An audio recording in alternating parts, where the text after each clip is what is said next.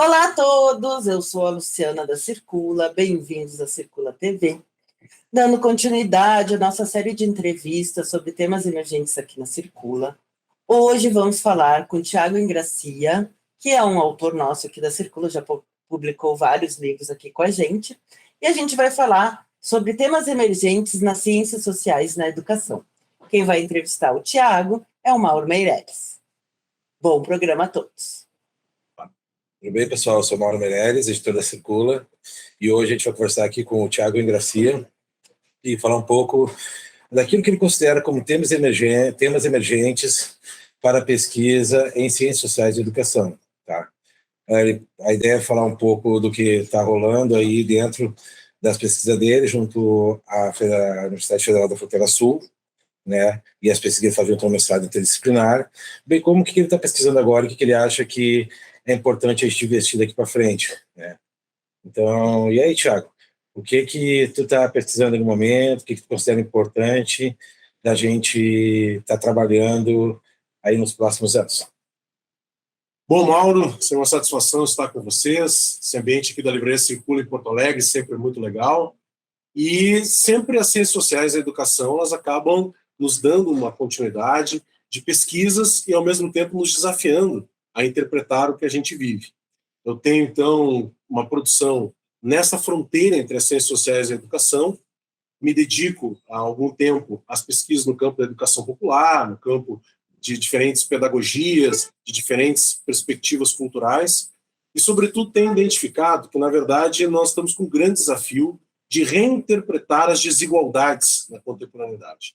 E quando eu falo de desigualdades, falo tanto das desigualdades numa dimensão material, numa dimensão de classe, mas também de desigualdades cada vez mais ligadas a questões étnico-raciais, a questões de gênero, e que não apenas reproduzam discursos já, de certa forma, já consagrados na literatura, mas que possam estar também tentando interpretar essas novas desigualdades e, mais, as múltiplas desigualdades na intersecção entre as desigualdades. O que significa isso?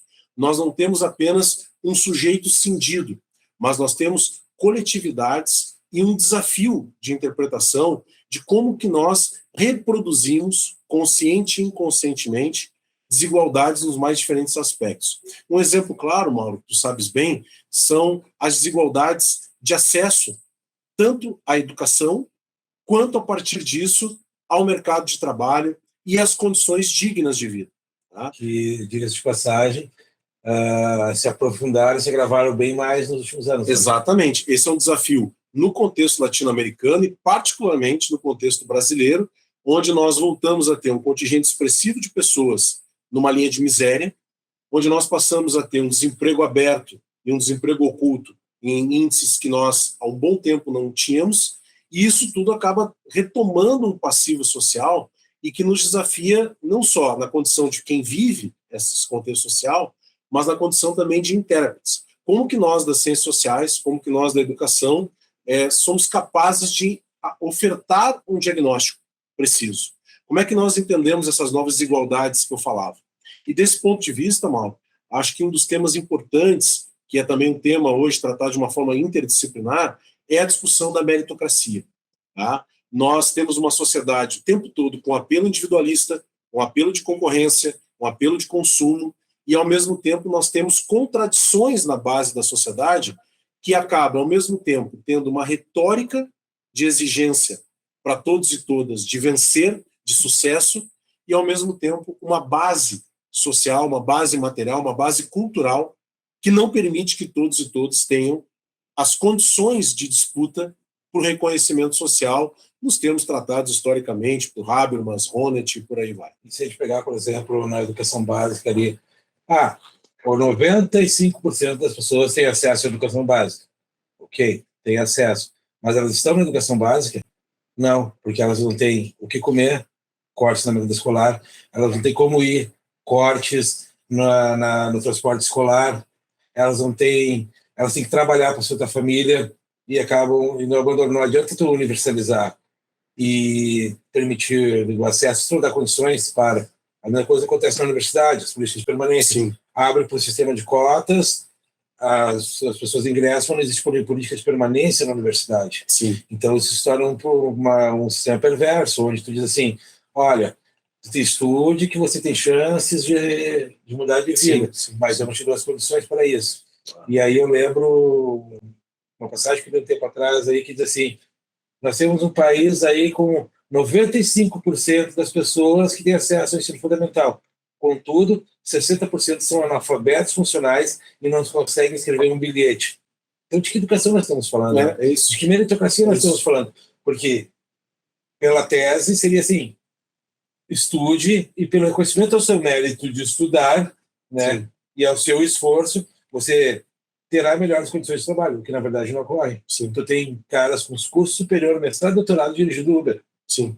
Na Sim. posição mais precarizada dentro do sistema capitalista. Sim. E, ao mesmo tempo, o desafio que nós percebemos é que, mesmo que esse sistema seja extremamente contraditório, ele é bastante naturalizado numa cultura média, numa certa moral média. Ou seja, mesmo as pessoas que acabam vivendo as consequências nefastas dessa exigência sem base, elas mesmas têm um discurso, muitas vezes, de legitimação dessa situação. Sim, eu sou empreendedor. Empreendedor individual, quem quer consegue, tá? Emprego tem o que falta é gente qualificada. Exato. E que a própria pessoa que passa processos de exclusão ou que encontra essa enorme dificuldade, ela acaba legitimando o sistema que ideologicamente a pune. Tá? E aí, muitas vezes, a percepção é que o seu fracasso é sempre individual. Ele nunca é social.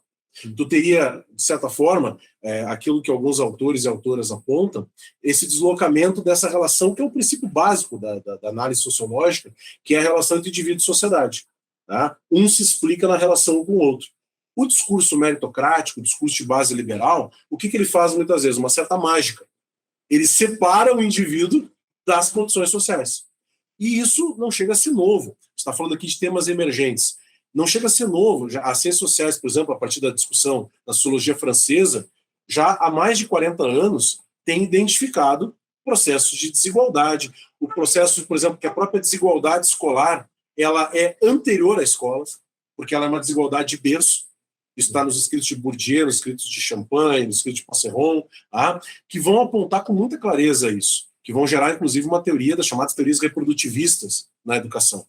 O que é o grande desafio, talvez, Mal, e que a gente tem que prestar atenção hoje, é como que essas múltiplas desigualdades, aí eu acho que um outro francês nos ajuda, que é o François Dubé, como que essas múltiplas desigualdades, elas hoje estão, primeiro, naturalizadas, a gente não presta mais atenção nisso, quando algo está naturalizado, portanto, nós precisamos estranhar essa realidade de novo, problematizá-la, para que a gente consiga interpretar o que faz com que um sistema que gera uma desigualdade assombrosa que a gente vive, ele se mantenha. E ele, inclusive, se fortaleça. Tanto no nível da sua manutenção material, mas, sobretudo, eu acho que esse é um grande desafio de interpretação para nós, sobretudo na sua dimensão simbólica, na sua dimensão cultural. Por que os pobres continuam votando na direita? Por que mesmo as pessoas que são da classe trabalhadora, as pessoas que têm mais dificuldades materiais, mais dificuldades de acesso, elas adotam uma narrativa moral da classe dominante? Isto é algo que continua desafiando, e talvez, se falar de desigualdade social, se falar, por exemplo, dessas questões, não chega a ser um tema novo, isso tem uma literatura já, mas a abordagem hoje, ela nos desafia a entender essas novas desigualdades e essa naturalização. Eu acho que o que está aí de novo em relação à desigualdade e à meritocracia é justamente assim, que diferente da meritocracia dos últimos 40 anos, hoje a atual discurso da meritocracia, quando tu diz que ela separou o que é o indivíduo da sociedade, se a política deu certo, o novo, tá? Se a política se deu certo, é porque a política deu certo. Se deu errado, é porque o indivíduo não fez aquilo que deveria fazer. Sim. O que me lembra o Feiticeiro São Magia, do Lévi-Strauss, né? Se a coisa deu certo, é porque o xamã estava lá. Se a coisa deu errada, é porque a pessoa não seguiu aquilo que o xamã disse para fazer. Eu acho que a gente está num momento que, diria assim, um certo, como diria o Sanches, um reencantamento do mundo, um reencantamento de conceitos, e o grande desafio é ver qual é a chave de leitura para esse reencantamento, né? De que forma a educação, por exemplo, o empreendedorismo se tornou numa chave de leitura com a construção de uma ideia de que tu pode melhorar a partir disso, quando não é verdade. As estatísticas mostram isso. Mas, por outro lado, por que é tão complexo, Mauro, quem está nos acompanhando aqui pela TV Circula? É tão complexo porque também é verdade que últimas pesquisas têm mostrado que há, sim, uma necessidade do mérito individual para tu conseguir postos no sistema, seja títulos escolares, seja relação com o mercado de trabalho, com os empregos mais remunerados. Tu precisa ter algum mérito. O que eu problematizo é a lógica meritocrática, que ela sim cria um sistema ilusório em sociedades desiguais. Agora, é inegável, mano, que o mérito, e isso muitas vezes torna complexo esse assunto, e por isso que ele é explorado hoje do ponto de vista das ciências sociais, da filosofia, da economia, da ciência política, da própria educação, porque aí há uma relação, tá, onde a própria noção de justiça está em jogo. Porque a noção mais básica de justiça é cada pessoa tem aquilo que merece. Só que este merecimento, este reconhecimento social, que ao fim e ao cabo é o que está em disputa, são espaços de reconhecimento material e simbólico, tá? E o material, o dinheiro, o poder, ele tem importância, mas também esse lugar simbólico, moral. Hoje tu tem uma questão, Mauro, que a gente sabe muito bem, que daqui a pouco sujeitos brancos pobres, eles continuam alimentando uma falsa superioridade em relação, por exemplo, a pessoas não brancas. As pessoas heterossexuais em relação às pessoas homossexuais, e por aí vai. Por isso que as desigualdades que são naturalizadas, elas nos desafiam na sua complexidade. E aí me parece que nós precisamos estar atentos a teorias clássicas e contemporâneas, mas também a uma interpretação do que nós estamos vivendo no último período. Por quê? Porque há um aprofundamento das desigualdades num quadro, e aí eu vou pegar o que tu disseste aqui, de reencantamento, no sentido weberiano, que nós, do ponto de vista científico, nós precisamos desencantar. Nós precisamos olhar para esse cenário buscando as relações, buscando uma interpretação que nos permita ajudar a enfrentar esse quadro também. E aí me parece, Mauro, que é verdade, nós temos uma quase universalização do acesso à educação fundamental, ao ensino fundamental. Mas a grande pergunta, que já é feita também há alguns anos, é que tipo de escola?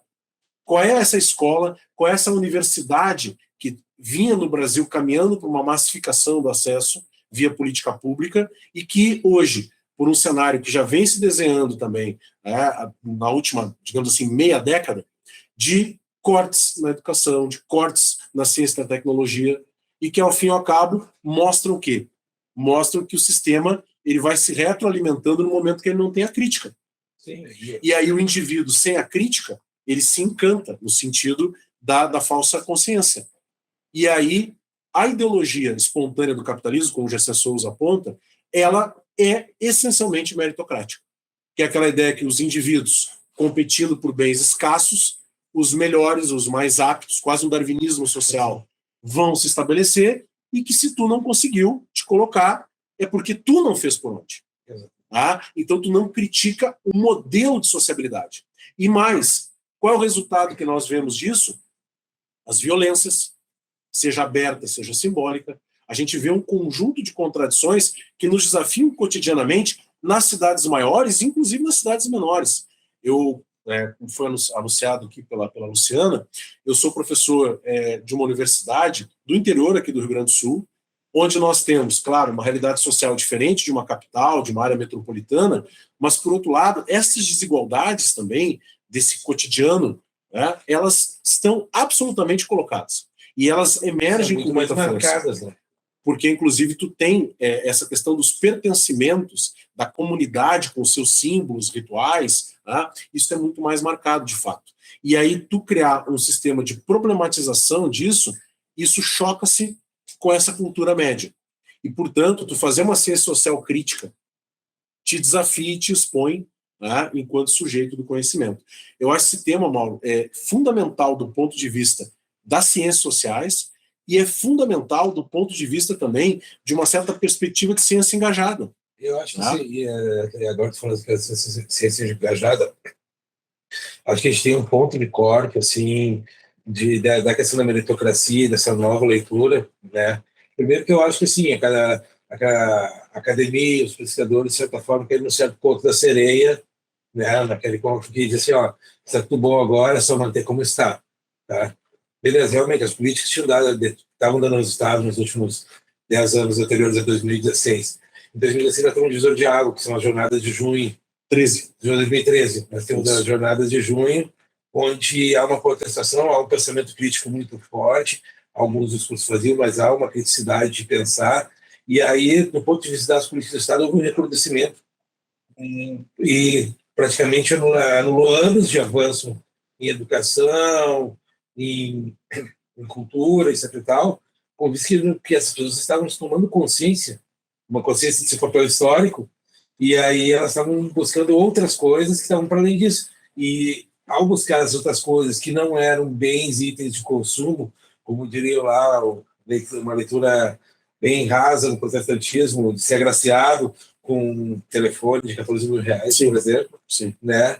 Ou um tênis de última moda, entendeu? Não era isso que essa juventude, esse pessoal estava querendo, eles queriam outras coisas. Eles queriam 20 centavos a menos na passagem. Sim. E, então era uma questão de valores que estava ali, não de mérito. E eu acho que no momento que isso aconteceu em 2013, houve um reconhecimento, não, peraí, tá todo mundo muito igual agora, e agora a gente tem que ter uma discussão diferente. E os últimos 10 anos que a gente observa é justamente essa diferenciação.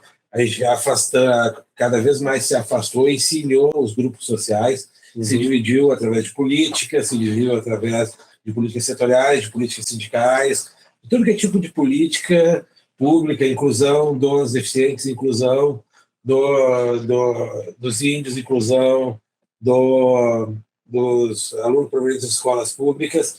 Tu setorizou tanto, segmentou tanto, que tu criou ilhas e não existe mais um pensar conjunto.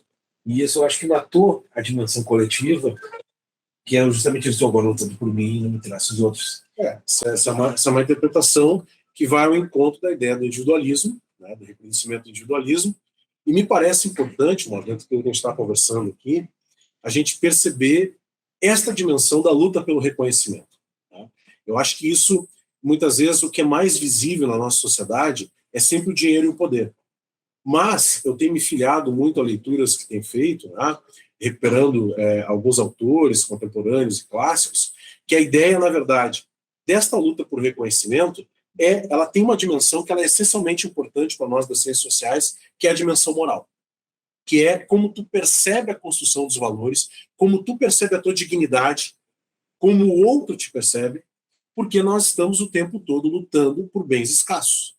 E como que tu reúne as condições, e falamos aqui da discussão da meritocracia e as suas contradições numa sociedade desigual, é que como tu, como sujeito histórico, tu te forma reunindo os pré-requisitos para disputar esse reconhecimento, para disputar esses bens, não só materiais, que de certa forma são de ostentação, né, como posses, dinheiro e poder, mas sobretudo questão de prestígio, a questão da autoestima. Não me basta ter um telefone não. E Exato. receba ligações, tem que ter um telefone de última geração com uma câmera de 150 mil megapixels. E até talvez anterior a isso, que isso tem aquele apelo exacerbado de consumo, enfim, mas antes disso, uma própria ideia de quem a gente não é.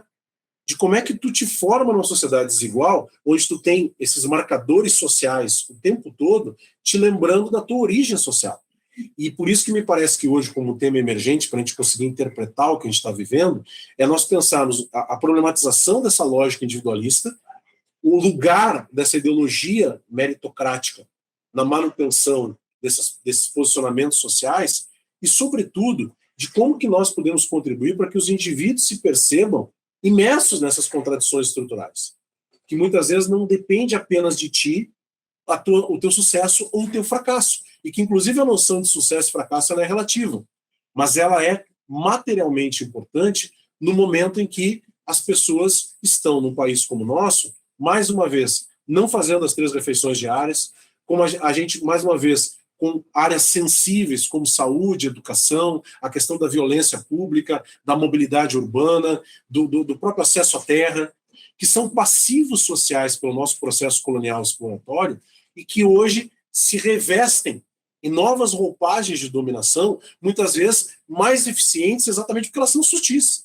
Sabemos que a violência simbólica ela é muito mais eficiente que a violência aberta, tá? E ela deixa marcas muito maiores.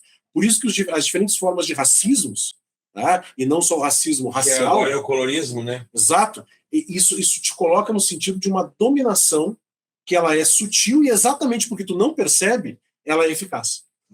E isso eu acho que é um grande desafio para a gente pensar modelos de compreensão crítica e talvez, mal, não no sentido de uma reprodução intelectualista apenas de teorias e autores, mas a gente se debruçar para encontrar categorias que nos permitam interpretar a realidade de uma forma mais crítica e não apenas reproduzindo processos teóricos. Adianta pouco a gente falar hoje de reprodução social, mas como é que isso se coloca na prática? De falar de dominação, da gente, eu acho que tem uma importância de apreensão desses significados, mas como sociólogo, como alguém que está nessa fronteira das ciências sociais e da educação, eu tenho preocupado muito com o papel das nossas instituições de ensino no sentido do que nós estamos ofertando em termos de currículo, em termos de prática docente, em termos de compreensão de uma formação desses sujeitos, que são os sujeitos que estão lutando por reconhecimento.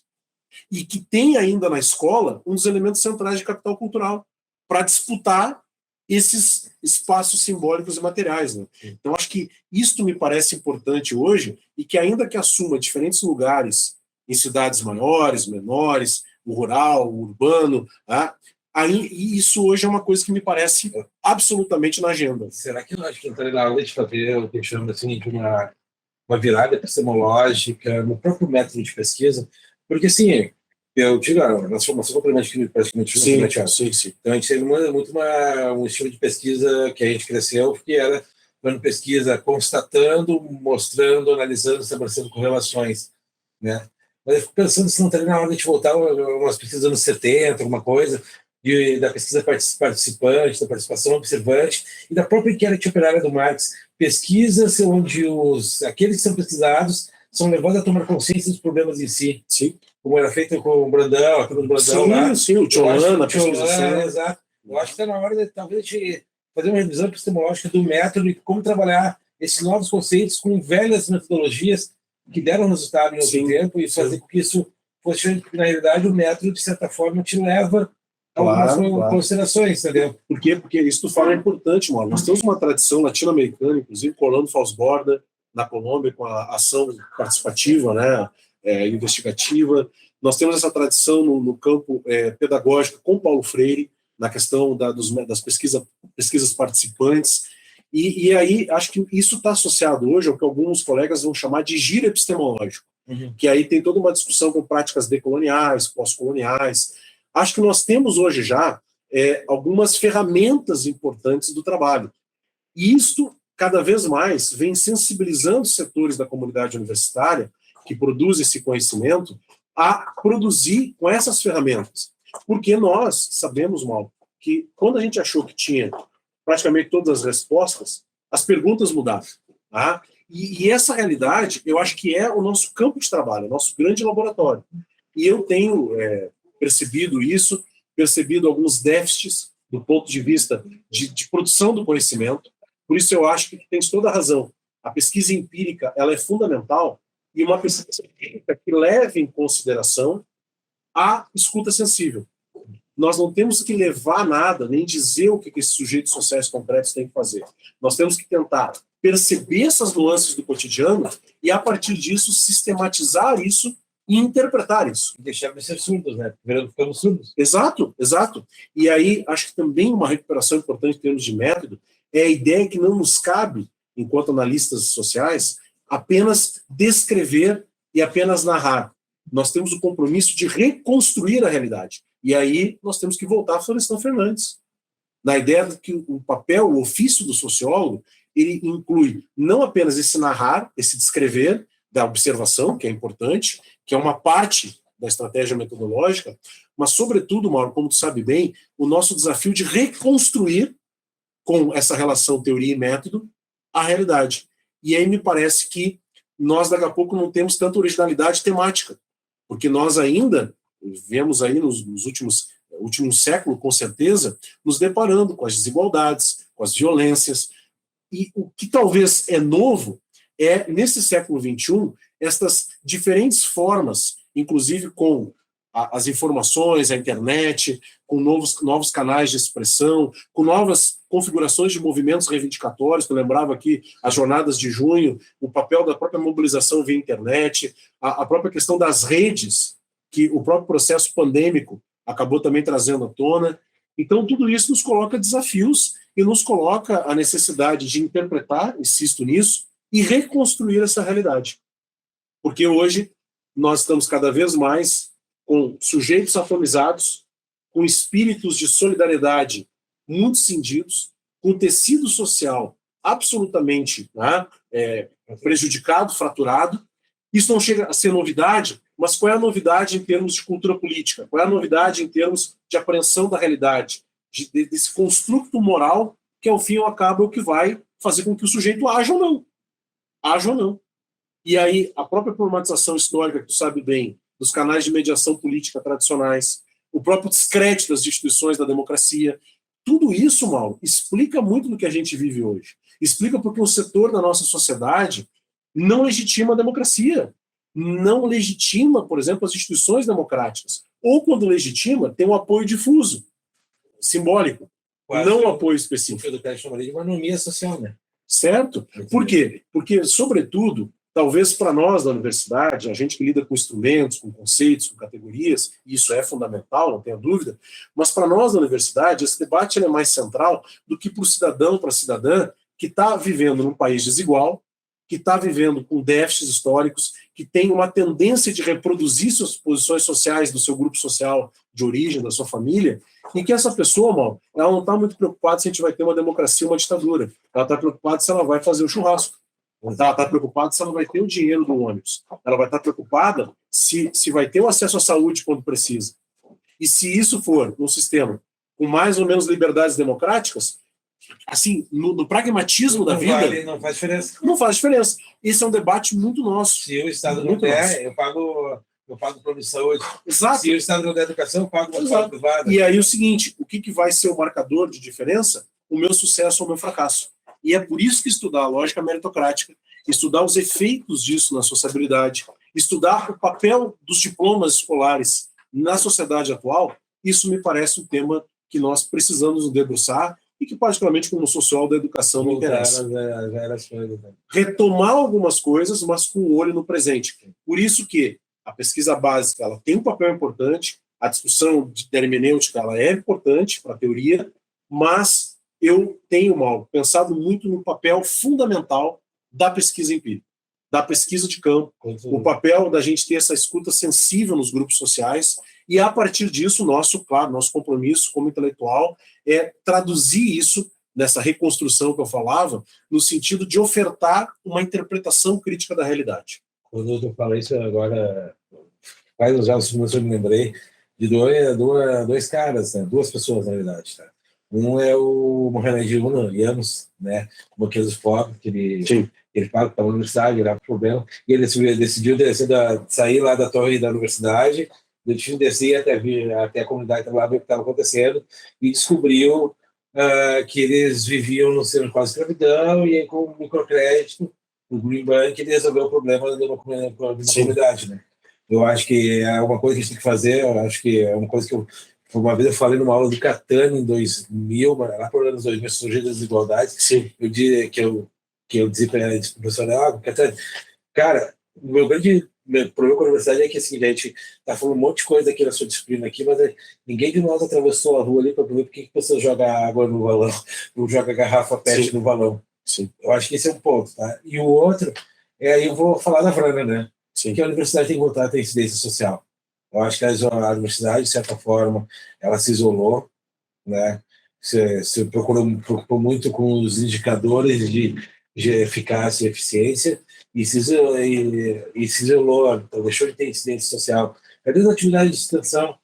Entendeu? Cadê a formação de professores? Cadê as atividades na área de saúde, etc., que a universidade fazia? Envolvimento com o plano diretor das cidades, envolvimento com o meio ambiente. Praticamente hoje só se escreve artigos e paper para se contemplar os indicadores da CAPES.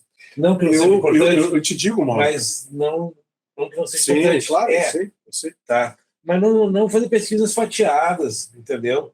Eu te digo assim, como professor e pesquisador de uma universidade pública federal, eu aceito a provocação. Eu aceito. Mas aí eu continuo pensando criticamente contigo. Qual universidade? Quando tu fala a universidade, os projetos de extensão, eu tenho uma realidade de uma universidade comprometida com o desenvolvimento regional. Mas com as suas o contradições. projeto político-pedagógico da Sim, Federação, sim. ela nasce com esse propósito. Claro. É diferente da Universidade Federal do Rio Grande do Sul, Tudo bem. é diferente da Universidade Tudo Federal bem. de Pelotas, é diferente de Rio Grande. Ainda que essas universidades, e aqui, para a gente continuar pensando, isso talvez é um tema de um próximo vídeo. Então, com muito prazer, né, venho aqui à TV Circula novamente. Mas eu acho que tu colocas como pano de fundo uma provocação, como eu disse, como universitário, como acadêmico, eu aceito, e mais, produzir a minha dissertação e a minha tese pensando esse papel social da universidade, da trajetória dos estudantes de educação popular, né, os pré-universitários populares, né, que a gente chama de pré-vestibular popular, né? Mas, sobretudo, Mauro, eu acho que, como tu sabe bem, mais do que falar de uma escola ou de uma universidade, nós falamos de escolas e universidades. Há uma disputa de modelos permanente. E dentro da própria universidade, eu lembrava aqui a UFFS, a Universidade Federal da Fronteira Sul, ela nasce pela política pública do Reúne, ela nasce a partir de uma demanda de movimentos sociais populares no campo da cidade, ela nasce com uma ideia de ser uma universidade pública e popular, mas veja que interessante, hoje nós somos uma das universidades que está sob intervenção federal. O próprio projeto da UFFS, ele se constituiu, ele tem um selo de origem, mas ele não está pronto e acabado. Até porque as universidades, como projetos políticos e sociais, estão em disputa. Então, a própria Universidade Federal do Rio Grande do Sul, de Pelotas, Santa Maria, instituições mais tradicionais do que a universidade que eu trabalho, que é uma instituição relativamente recente, são instituições que foram criando também os seus meandros, as suas relações, os seus grupos, as suas formas de se produzir. A minha universidade já tem também as suas questões, mas eu acho que essas, e é por isso um outro tema fascinante, para um outro momento, talvez, de diálogo, que as universidades e a sua função social em cenários desiguais como o nosso, elas precisam, primeiro, se demarcar como uma instituição de formação humana, e isso também está em disputa, eu sei, mas elas precisam, Mauro, talvez, se reconhecer como um produto da coletividade. Não como algo pairando, não como algo fora disso. Ainda que nós tenhamos também a reprodução do nosso subsistema, sim, que aí são os indicadores, que é um conjunto de coisas que tem uma certa função também.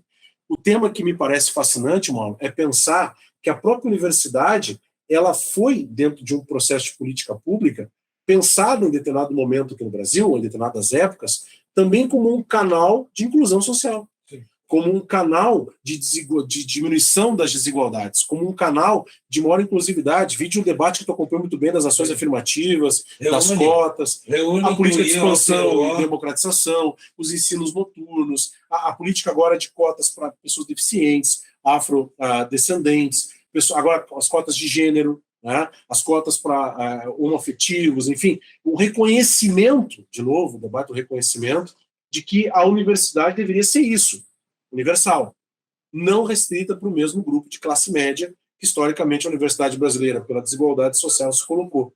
Por isso, Mauro, e aí vejo como tem tudo a ver com o que a gente está dizendo aqui, e pelo menos é como eu tenho visto, um dos principais canais de reprodução da lógica meritocrática é a universidade.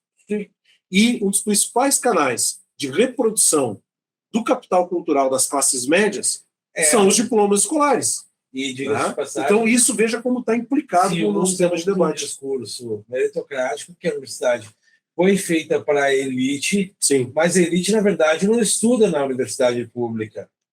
A elite estuda em Harvard, verdade, estuda em Oxford. Quando estuda. Porque a elite brasileira tem baixa escolarização. Tá. E aí, na realidade, os setores médios, as classes médias, compram o discurso da elite meritocrático, reproduzem o discurso de desigualdade da elite e não querem deixar os menos favorecidos entrar para não perder o seu lugar. Claro. Isso mantém uma posição de diferenciação que a elite nem está preocupada. Não. Entendeu? Não. A elite compra os espaços. Exato. E o principal canal, dentro da questão da herança, que ela é típica da reprodução da desigualdade, a principal herança da classe média não é a casa, não é a indústria, não é a fazenda. É o capital cultural. Que vai ser o quê? Vai ser essencial como um dos pré-requisitos para tu buscar reconhecimento social. E aí tu transformar o quê? Tu transformar alunos, estudantes brilhantes em profissionais bem remunerados. Exatamente. Esta é a relação meritocrática clássica. Só que, para tu entrar nesse circuito, tu precisa reunir os pré-requisitos materiais, afetivos e simbólicos que são típicos da classe média. E não é a classe média do trabalhador e da trabalhadora que ascendeu socialmente. É a classe média tradicional, que não se mede apenas por renda. Porque senão, mal, a gente ganhar R$2.000, R$1.000 a mais ou a menos, tu muda de classe. Porque é uma concepção de classe social Se mede por gosto, moda, música, como diria o Bourdieu. Forma de rezar, forma de rezar. se vestir. Quem vem aqui na livraria Circula não vem. Porque daqui a pouco a livraria, qualquer pessoa pode entrar aqui, não precisa nem comprar o livro. Sim. E daqui a pouco tem livros aqui a R$5, R$10. Por que daqui a pouco muitas pessoas não se veem entrando na livraria? Mesmo que alfabetizadas. Porque não tem um hábito leitor. Porque o livro, nós não estamos num país onde o livro ele se massifica. Muitas vezes, em grande parte das casas do nosso país, o único livro que entra é o livro didático, que é uma política pública do PNLD. E aí as pessoas não se sentem autorizadas a entrar num museu, por mais que ele seja público e gratuito, a entrar numa livraria. Mas essa mesma pessoa se sente autorizada a entrar numa igreja. Ela se sente autorizada a torcer para o seu time de futebol, quando tem dinheiro para o ingresso. Então, Mauro, isto é extremamente fascinante do ponto de vista analítico e extremamente desafiador para as sociabilidades contemporâneas. De como é que nós conseguimos nos colocar enquanto participantes de uma comunidade que vive mundos completamente diferentes no mesmo espaço urbano. Já reparou, Thiago, por falar dos livros da elite, né? Sim. Já reparou que todas as revistas de decoração e de design, de interiores, são sempre os mesmos livros que estão em cima da mesa? Verdade? É o mesmo tipo Verdade. de livro colorido Verdade. que está ali, entendeu? Que leva, acho que é um colado no outro, porque a elite não lê. Não, e aí Não tem uma estante na decoração. Não, e aí se criou, inclusive, que virou até chacota, durante a pandemia, que nós tivemos o uso das lives e de canais como o YouTube, que é onde nós estamos, onde as pessoas compravam para estantes de livros decorativos para fazer um... Ou né? imprimia o banner, né, para botar os livros atrás. Mas por que, mal? Isso vai ao encontro que nós dissemos.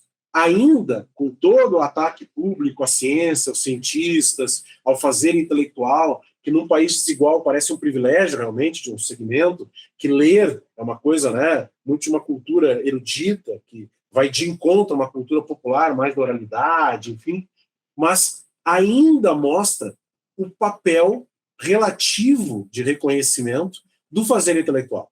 E remete, inclusive, à tradicionalíssima distinção entre a valorização do espírito em detrimento do corpo. Ou seja, o trabalho intelectual em detrimento do trabalho manual.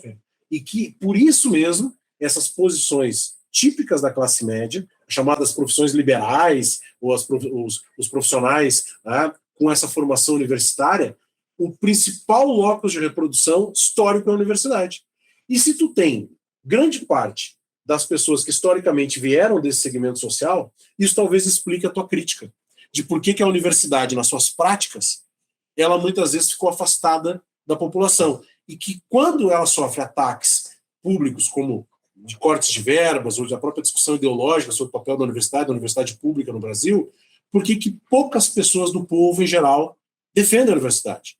Porque a universidade parece uma coisa estranha. Exatamente. Ela não dialoga com as questões. E quando aparece a universidade na vida dessas pessoas, muitas vezes aparece apenas de uma forma predatória. Ou seja, vai lá alguém, vai um de nós lá, faz uma entrevista para publicar um livro aqui na Circula. E a pessoa lá, que foi pesquisada, ela fica nessa condição de objeto, nunca de sujeito, e ela não tem nem acesso ao conhecimento. E é por isso o giro epistemológico, por isso a preocupação de que nós tenhamos a possibilidade de ter uma educação que ela de fato não seja reprodutora disso, e sim transformadora.